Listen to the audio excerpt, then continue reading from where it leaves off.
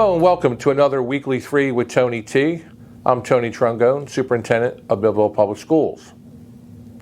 In this video, we will cover 3 topics.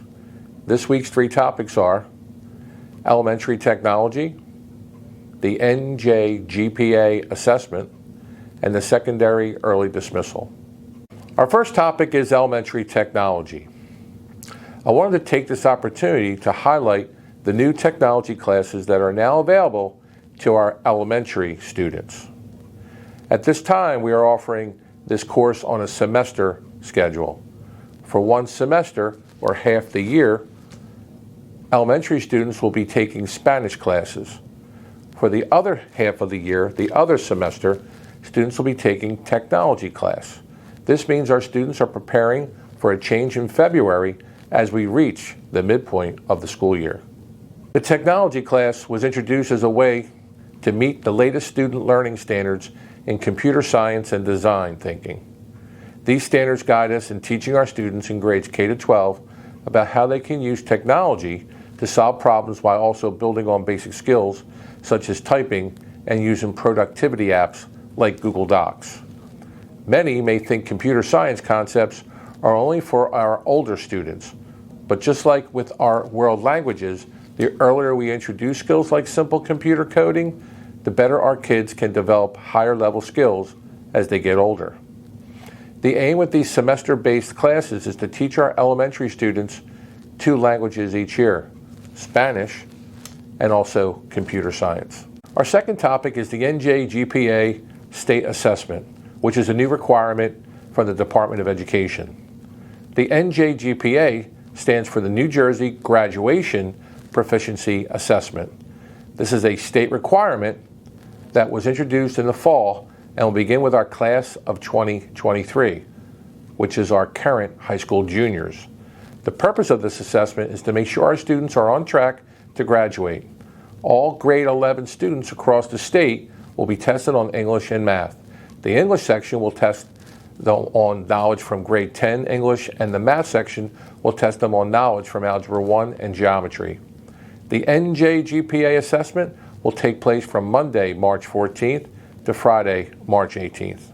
This assessment is an update to the state graduation requirements for our students. In order to be considered high school graduation ready, students will need to score at least a 725.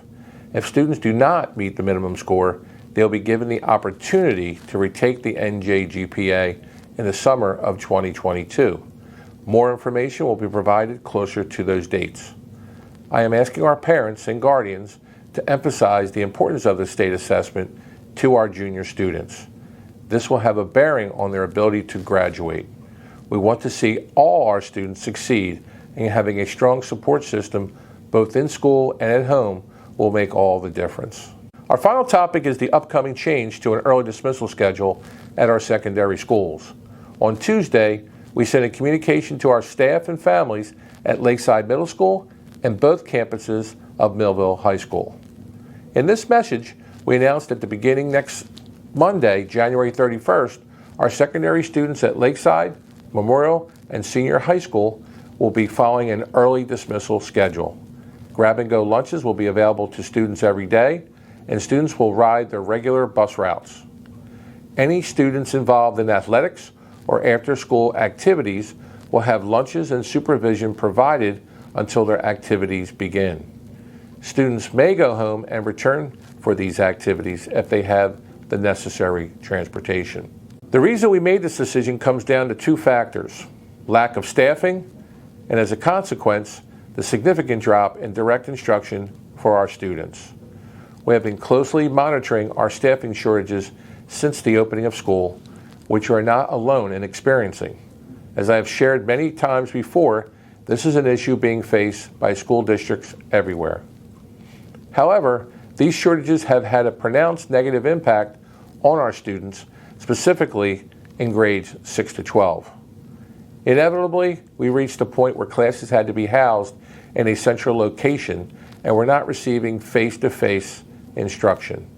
Moving to an early dismissal schedule for the month of February will allow us to better utilize our existing staff and ensure students have teachers in their classrooms.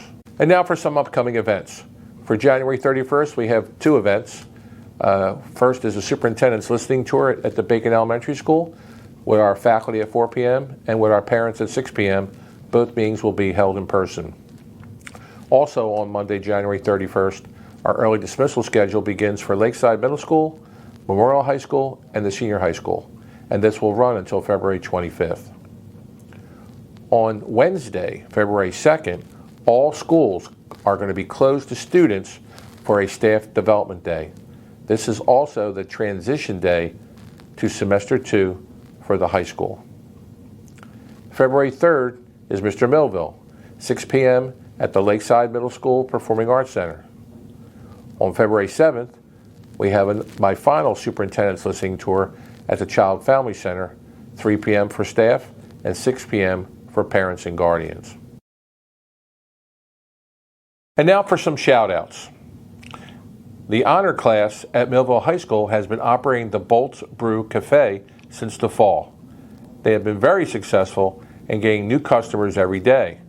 They also started a partnership with the Millville-based company Cafe Magnum Opus to serve their coffee products at the cafe.